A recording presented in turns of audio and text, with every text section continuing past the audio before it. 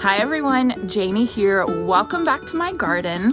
Now, it's January. There's not much going on in the garden, but what it is time for is it is time to start thinking about your roses. You might see a bunch of bare stems showing up in your local garden center with labels on them calling them a rose. Now, I know they don't look like much right now, but let's talk about why right now in January is a really good time to purchase these roses and how to pick the right bunch of bare stems compared to all the other bunches of bare stems in your garden center. Dormant packed bare root roses usually come in a biodegradable peat pot, just like this one.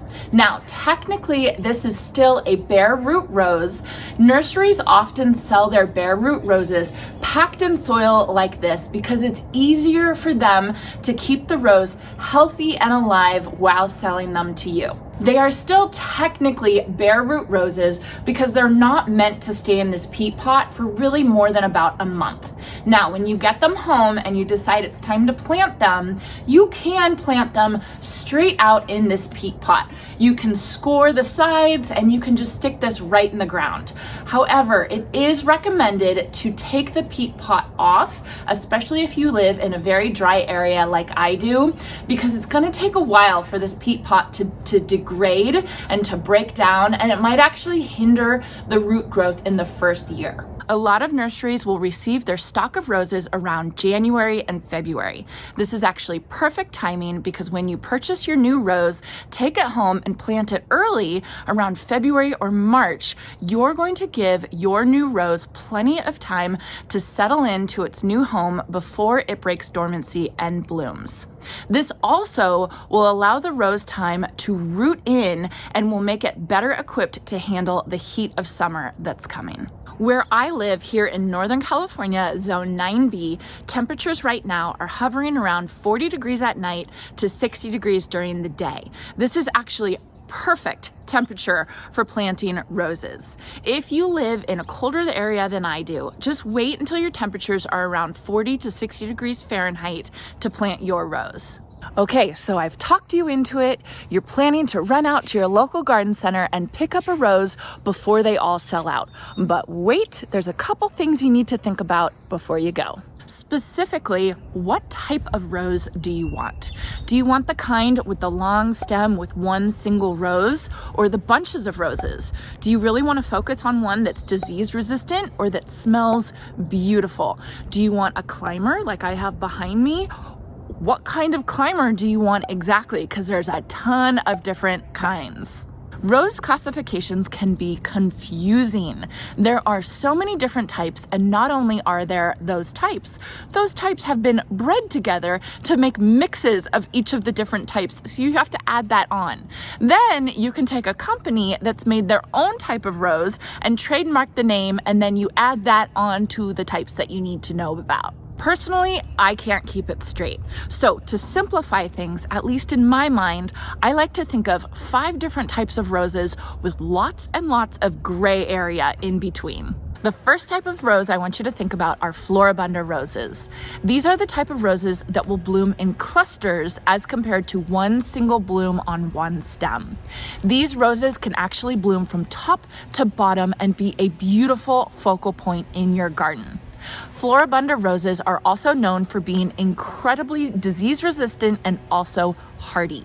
They can range anywhere from compact in size to 5 to 6 feet tall. The perfect example of a floribunda rose is the iceberg rose. The second type of rose is the hybrid tea rose. These type of roses usually have one large single bloom on a stem.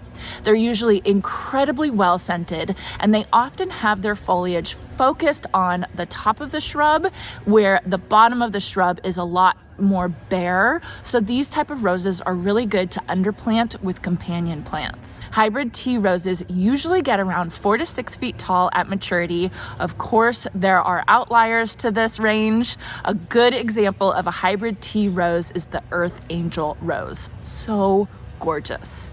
Grandiflora roses are the third type of rose I like to think about.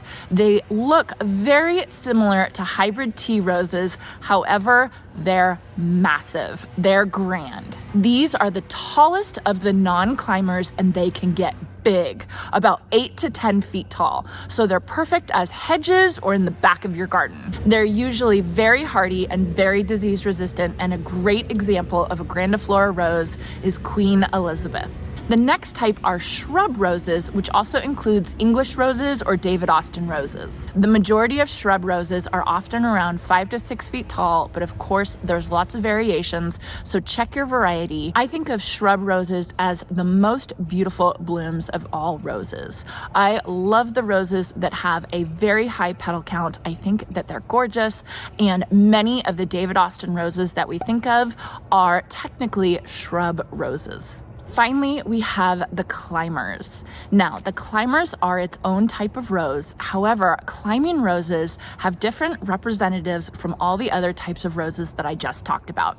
For instance, an iceberg rose is a floribunda rose. However, iceberg has a climbing version. Climbers can get anywhere from 8 feet tall to very, very, very big. So give these roses something to climb on and climb up.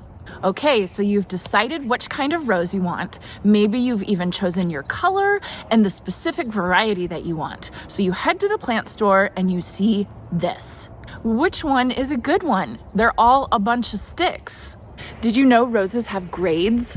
All bare root roses are graded according to their quality of growth. This is a standardized grading system that was developed about 50 years ago. The goal of the grading system was to stop retailers from making outrageous claims for subpar roses that might fool the buyer into buying a rose that's not right for them. The grades are: a grade number 1 must have at least 3 strong canes 5/16 of an inch in diameter or greater, and branched not higher than 3 inches from the bud union. A grade 1.5 or 1.5 must have at least 2 strong canes of 5/16 an inch or greater, branched not higher than 3 inches from the bud union. A grade number 2, the bush must have at least 1 strong cane with a diameter of 5/16 of an inch and have at least 1 other cane of 1/4 of an inch. A grade 1 rose is of the highest quality and will give you the best show that first summer. Grades 1.5 and 2 roses won't grow as vigorously the first year, and they're often sold at a discount price. However, if you want to save a buck, don't feel bad for purchasing grades 1.5 and 2 roses, because after the first or second year, they'll usually catch up to your grade 1 rose. If at your garden center the plants are not labeled with grades, ask them to help you and help you find out what grades the roses are that you're purchasing. If you can't find out, just look for a rose that has 3 to 5 healthy, thick canes. You also want to make sure that the canes are not crossing and ideally are pointing outwards for that perfect rose shape. Avoid brown or shriveled canes or dried out looking plants. You may think that you can soak the roots and bring a plant back to life, but that's usually not the case with roses. Also, this is kind of counterintuitive, but avoid plants with new growth on them.